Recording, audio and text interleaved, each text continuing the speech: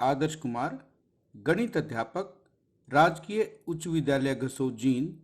आज के कार्यक्रम में आपका हार्दिक स्वागत करता हूं। आपने पिछली कक्षा में कोणों के बारे में पढ़ा था। आज हम उसकी दोहराई करेंगे और कुछ कोण आगे सीखेंगे और देखेंगे कि किस प्रकार हम दैनिक जीवन में कोणों को देखते हैं। अमीना और सरिता दोनों सहेलियां हैं और माचिस की तीलियों से प्रतिरूप बना रही हैं।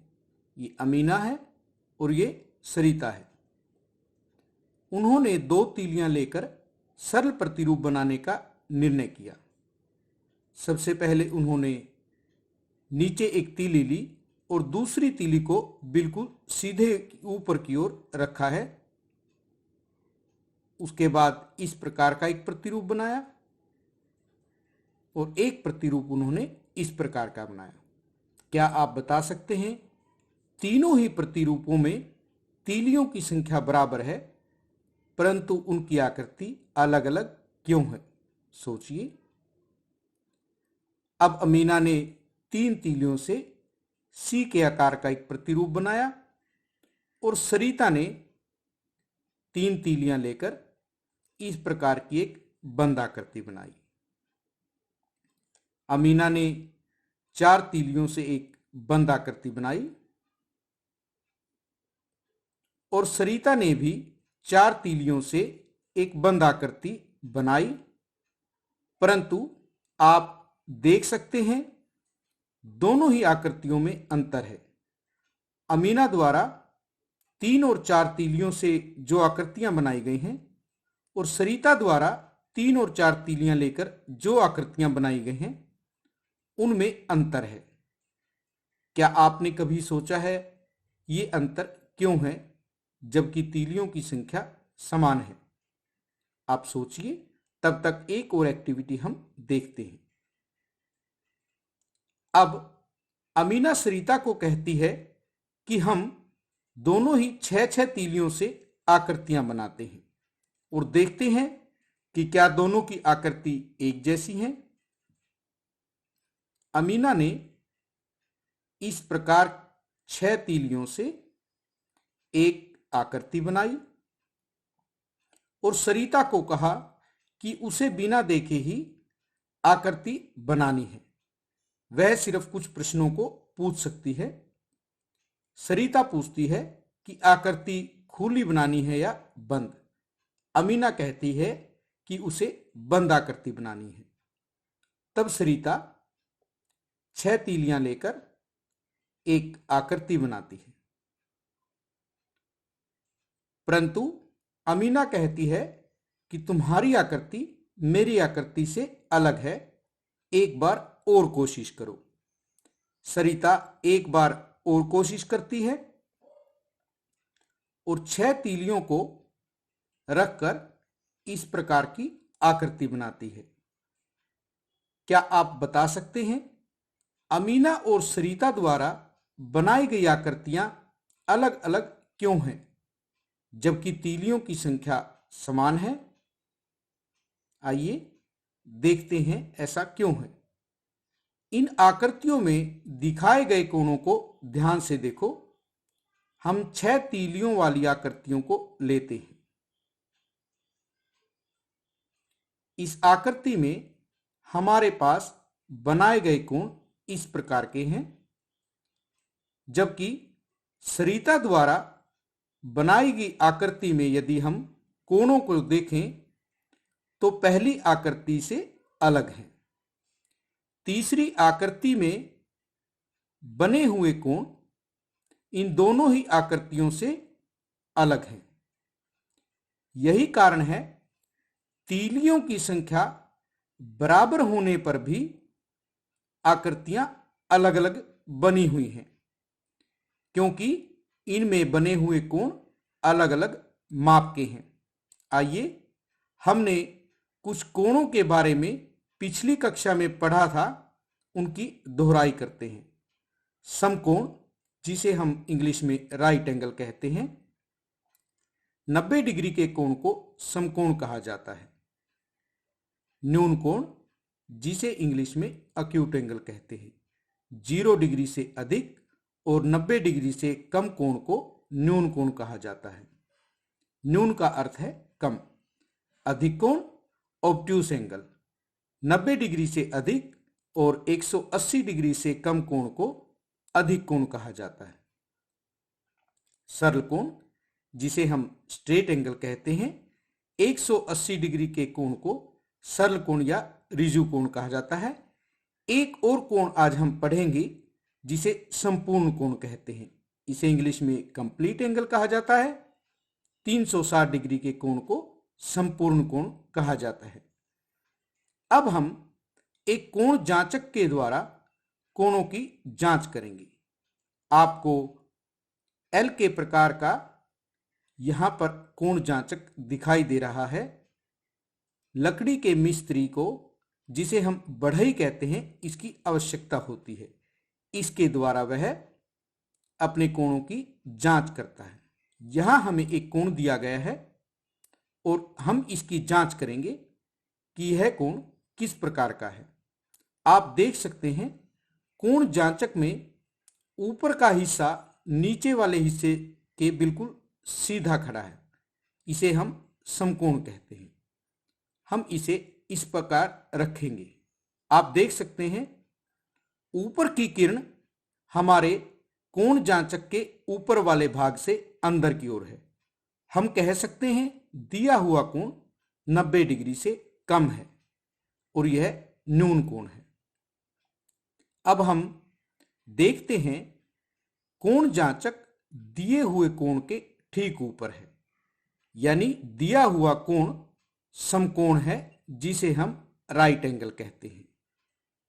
तीसरा कोण हमें दिया गया है और हम देखते हैं कोण जांचक का उपला शिला। अब हम देखेंगे कोण जांचक के द्वारा हम कोणों की जांच कैसे कर सकते हैं। यहां हमारे पास एक कोण जांचक दिया हुआ है जो लकड़ी के बढ़ई के पास होता है और इसका आकार एल के प्रकार का होता है।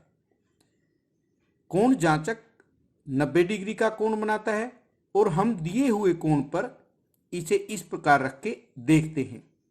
ऊपर की किरण दिए हुए कोण जांचक के ऊपर वाले सिरे के अंदर की ओर है, यानी कि हमें जो कोण दिया गया है वो 90 डिग्री से कम है।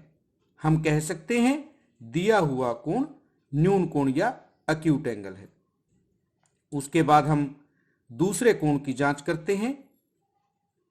कोण जांचक उसके ऊपर बिल्कुल पूरा पूरा है, कोई भी सिरा बाहर की ओर नहीं है, यानी दिया हुआ कोण समकोण या राइट एंगल है। अब हम तीसरा कोण यदि देखें, उसमें एक किरण कोण जांचक से बाहर की ओर है, यानी दिया हुआ कोण 90 डिग्री से अधिक है और यह हमारे पास अधिक कोण या ऑब्ट्यूस एंगल है। न्यून कोण, समकोण और अधिक कोण को हम इस प्रकार दर्शा सकते हैं। आइए हम घड़ी के द्वारा कोणों को सीखते हैं। क्या आप बता सकते हैं घड़ी में क्या समय हुआ है? रश्मि ने बताया इसमें 9 बजे हैं और यह बिल्कुल सही जवाब है। हमारे पास एक और घड़ी है जिसमें 3 बजे हैं। आप देख सकते हैं घंटे की जो सुई है और मिनट की सुई एक दूसरे के ऊपर बिल्कुल सीधी खड़ी हैं और वो समकोण बनाती हैं। 12 से 3 तक एक घूर्णन का 1/4 या एक समकोण बनता है। यदि हम किसी भी सुई को 12 से शुरू करें और घड़ी की दिशा में दोबारा 12 पर आकर रुके तो हम कहेंगे कि हमने एक चक्कर पूरा कर लिया और वह हमारा एक घूर्णन होता है। और यहां पर हमने पूरे घूर्णन का 1/4 भाग दर्शाया है, यानी यह हमारा एक समकोण है जिसे हम राइट एंगल कहते हैं। एक और घड़ी हमें दिखाई गई है जिसमें 6 बजे हैं। दोनों ही सुइयां एक दूसरे के ठीक विपरीत हैं। यहां पर यदि हम देखें तो 2 समकोण के बराबर हमारा घूर्णन बनता है। 12 से 6 तक एक घूर्णन का 1/2 या 2 समकोण बन रहा है। 2 समकोण का माप 180 डिग्री होगा, जिसे हम सरल कोण या स्ट्रेट एंगल कहते हैं। आइए अब हम दिशाओं के द्वारा कोणों को सीखते हैं। कुल कितनी दिशाएं हैं, क्या आप उनके नाम बता सकते हैं? राजू ने बताया कुल 4 दिशाएं हैं, पूर्व, पश्चिम, उत्तर और दक्षिण। सूर्य कौन सी दिशा में उदय होता है और कौन सी दिशा में डूबता है? प्रीति ने बताया सूर्य पूर्व दिशा में उदय होता है और पश्चिम दिशा में डूबता है। दोनों के जवाब बिल्कुल सही हैं। हम अक्सर कहते हैं भारत के नक्शे में जम्मू कश्मीर उत्तर में है, श्रीलंका भारत के दक्षिण में है, राजस्थान पश्चिम दिशा में है और असम पूर्व दिशा में है। आपको इन दिशाओं को पहचानना अवश्य आता होगा। यहाँ पूर्व या ईस्ट दिशा है, यह हमारी पश्चिम या वेस्ट, ऊपर की ओर उत्तर जिसे हम नॉर्थ कहते हैं और नीचे की ओर दक्षिण दिशा जिसे हम साउथ कहते हैं। आइए हम देखते हैं किस प्रकार हम इन दिशाओं से कोणों को सीख सकते हैं। नॉर्थ, साउथ, ईस्ट और ये वेस्ट। हमारे पास एक लड़का है जिसका मुंह उत्तर की ओर है। घड़ी की दिशा में एक समकोण घूमने पर मुंह किस दिशा में होगा, क्या आप बता सकते हैं? राजू ने बताया पूर्व दिशा में होता है। आइए हम इसे देखते हैं। आप देख सकते हैं उत्तर से घड़ी की दिशा में एक समकोण घूमने पर हमारा मुंह पूर्व दिशा में होगा। यदि हम पूर्व दिशा से एक समकोण और घड़ी की दिशा में घूम जाएं तो यह दक्षिण दिशा होगी। अब हम उत्तर से पूर्व और पूर्व से दक्षिण 2 समकोण घूम गए हैं। यह हमारा संपूर्ण कोण का आधा भाग है, जिसे हम ऋजु कोण या सरल कोण कहते हैं। और यदि हम उसके बाद दक्षिण से पश्चिम और पश्चिम से उत्तर तक पूरा चक्कर लगा लें तो हम संपूर्ण कोण घूम जाएंगे, जिसे हम कंप्लीट एंगल कहते हैं। और इस प्रकार आप देखेंगे हम उत्तर से चले, उसके बाद पूर्व, फिर दक्षिण, फिर पश्चिम और अंत में दोबारा उत्तर तक यदि पहुंच जाते हैं तो हम एक चक्कर पूरा कर लेते हैं, जिसे संपूर्ण कोण या कंप्लीट एंगल कहा जाता है। दैनिक जीवन में कोणों के कुछ उदाहरण हम देखते हैं।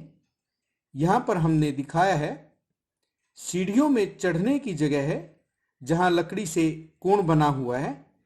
यह हमारा अधिक कोण का उदाहरण है। हमारे ज्योमेट्री बॉक्स में पाया जाने वाला सेट स्क्वायर समकोण का उदाहरण है। यहां पर आपके पास एक किताब और एक अन्य यंत्र दिया हुआ है जिसमें आप कोणों की पहचान कर सकते हैं। आपके लिए आज का होमवर्क दिए गए चित्रों में से समकोण, न्यून कोण और अधिक कोण आपको बताने हैं। यहां पर आपके पास 4 चित्र दिए गए हैं जिसमें कुछ कोणों को दर्शाया गया है। आपको इनमें से दिए हुए कोणों की पहचान करनी है। धन्यवाद।